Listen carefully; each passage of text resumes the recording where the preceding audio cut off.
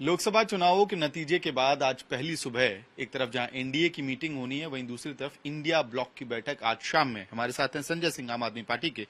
Sir, चुनाव का नतीजा आया है, ऐसा नतीजा जिसमें एनडीए भी खुश है और इंडिया ब्लॉक के चेहरे पे भी मुस्कान है, लेकिन एक बात तो सच है कि विपक्ष के गठबंधन की हार हुई है। देखिए, ऐसा है कि एक तरफ धनतंत्र था, बाहुबल था, सीबीआई थी, ईडी थी, इनकम टैक्स का डिपार्टमेंट था, मीडिया का पूरा तंत्र था। हर प्रकार के संसाधनों का इस्तेमाल किया प्रधानमंत्री जी ने और उनकी पार्टी ने। दूसरी तरफ हम लोग थे, एक एक नेता को पकड़ पकड़ के जेल में डाला जा रहा था। कांग्रेस पार्टी का खाता सीज किया गया, हमारी पार्टी के मुखिया को जेल में डाल दिया, संजय रावत जी को जेल में डाला, अनिल देशमुख को जेल में डाला, हेमंत सोरेन जी को जेल में डाला, केजरीवाल, मनीष सिसोदिया, सत्येंद्र जैन, मुझे पता नहीं कितने लोगों को पकड़ पकड़ के जेल में डाला।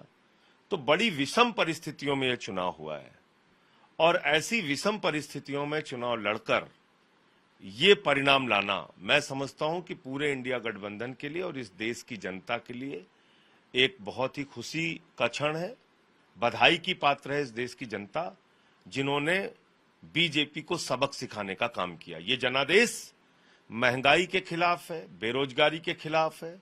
जो इनकी रणनीति थी कि ये बाबा साहब डॉक्टर भीमराव अंबेडकर जी के संविधान को खत्म करेंगे, आरक्षण की व्यवस्था को खत्म करेंगे, चुनाव की व्यवस्था को खत्म करेंगे, उस बात को इस देश की जनता ने परख लिया, भांप लिया और इसी के कारण ये नतीजे आए हैं।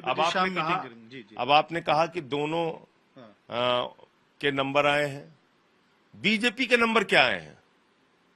प्रधानमंत्री जी ने क्या दावा किया था? 400 पार, यानी कि उनके दावे से 160 सीटें कम आई हैं।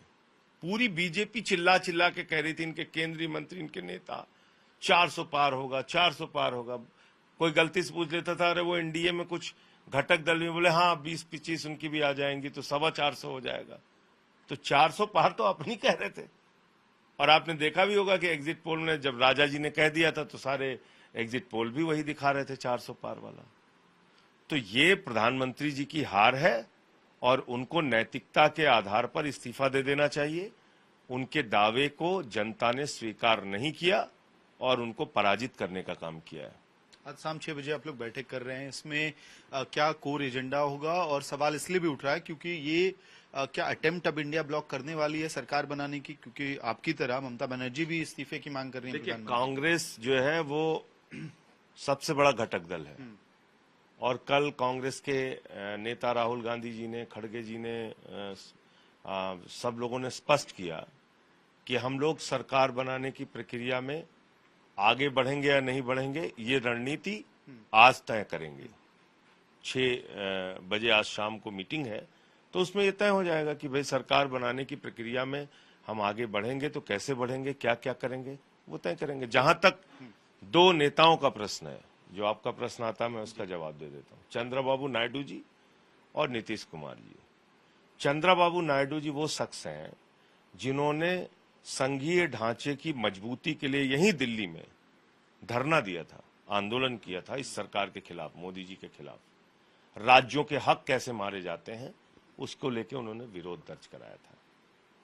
दूसरा, उन्होंने 19 के चुनाव के पहले सबको लामबंद करने की कोशिश की थी। दूसरे नेता है नीतीश कुमार जी। इंडिया गठबंधन के लोगों को लामबंद करने की उन्होंने चुनाव के पहले कोशिश की थी।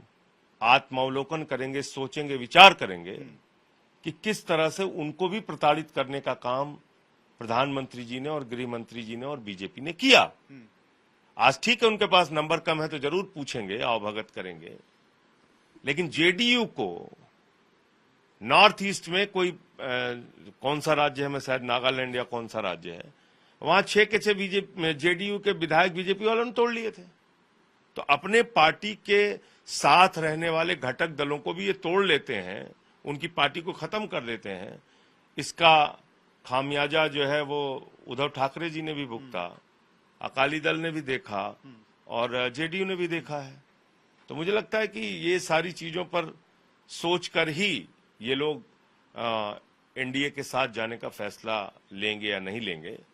दूसरा, ये भी मैं देख रहा हूं, खबरें चल रही हैं कि स्पीकर अपना मांग रहे हैं घटक दल के लोग। तो स्पीकर क्यों अपना मांग रहे हैं? क्योंकि उनके मन में डर है कि ये लोग तोड़फोड़ शुरू कर देंगे, हमारी पार्टियों को खत्म करेंगे, तो स्पीकर अपना मांग रहे हैं। सर, अब जिस प्रदर्शन की बात टीडीपी में बात हुई है सोर्सेज से, वो कह रहे हैं कि हम एनडीए के साथ ही रहेंगे, तो आपकी तरफ से क्या अप्रोच किया जा रहा है? कहीं देर ना हो जाए, शाम 6 बजे आप लोग बैठक कर रहे हैं, इतनी देर में तो वो समर्थन का पत्र दे देंगे। अब जो अप्रोच कर रहे हैं इंडिया गठबंधन के लोग, वो टीवी कैमरे पे तो थोड़ी बताया जा सकता है। शरद पवार, अखिलेश यादव, मैं कह रहा हूँ ये सारी चीजें कैमरे पे नहीं बताई जाती, अपने अपने स्तर पे प्रयास हो रहा है। ठीक है। तो इंडिया गठबंधन की तरफ से कोशिश की जा रही है, अपने अपने स्तर पे नेता बात कर रहे हैं, और ये कोशिश जरूर होगी कि जेडीयू या टीडीपी को इंडिया ब्लॉक की तरफ लाने की कोशिश की जाए, और सरकार बनाने की कवायद इंडिया ब्लॉक में भी चल रही है। रणनीति शाम 6 बजे तय होगी। वीडियो सहयोगी लोकेंद्र के साथ मैं अमित भारद्वाज, दिल्ली, आज तक।